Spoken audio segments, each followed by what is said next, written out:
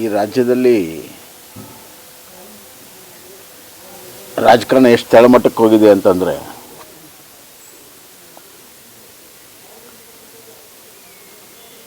ವಿರೋಧ ಪಕ್ಷ ಹಣಿಯಲು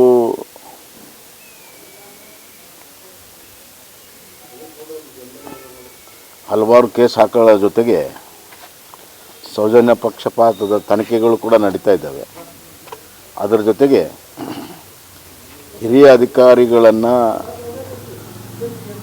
ದುರುಪಯೋಗ ಮಾಡಿಕೊಳ್ಳುವಂಥ ಮಟ್ಟಕ್ಕೂ ಕೂಡ ಇಳಿದಿದೆ.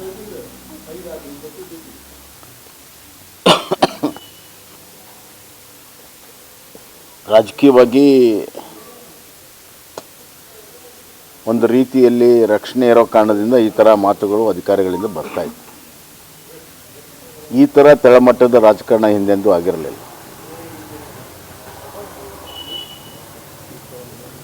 ತಮ್ಮ ಮೇಲೆ ಆರೋಪ ಬಂದರೆ, ಕಪ್ಪು ಚುಕ್ಕೆ ಬಂದರೆ ಇಡೀ ಎಲ್ಲರಿಗೂ ಕೂಡ ಮಸಿ ಬೆಳೆಯುವಂಥ ಒಂದು ಪ್ರಯತ್ನ ಇದು ನಡೀತಾ ಇದೆ. ಇದು ಭಾಳ ದಿವಸ ನಡೆಯೋದಿಲ್ಲ.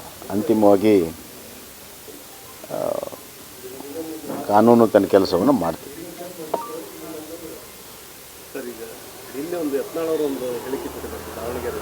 ಅಂದರೆ ಮಹಾನ್ ನಾಯಕರು, ಬಿಜೆಪಿ ಮಹಾನ್ ನಾಯಕರೊಬ್ಬರು 1000 ಕೋಟಿ ತೆಗೆದಿಟ್ಟಿದ್ದಾರೆ CM ಅವ್ರಿಗೆ ಯಾವ ಮಾಹಿತಿ ಇದೆ ಅವ್ರಿಗೆ ಕೇಳಬೇಕು, ನಮಗೇನು ಮಾಹಿತಿ ಇಲ್ಲ.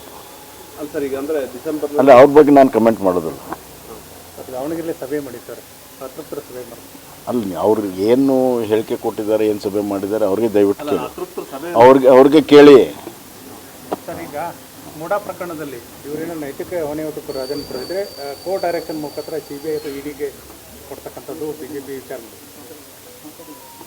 ಹಂಗೆ ಕೇಳಿದ್ರಿ ಏನು ಪ್ರಶ್ನೆ, ಹಂಗೆ ಕೇಳಿದ್ರಿ ಏನು ಅರ್ಥ ಅದಕ್ಕೆ? ಈಗಾಗಲೇ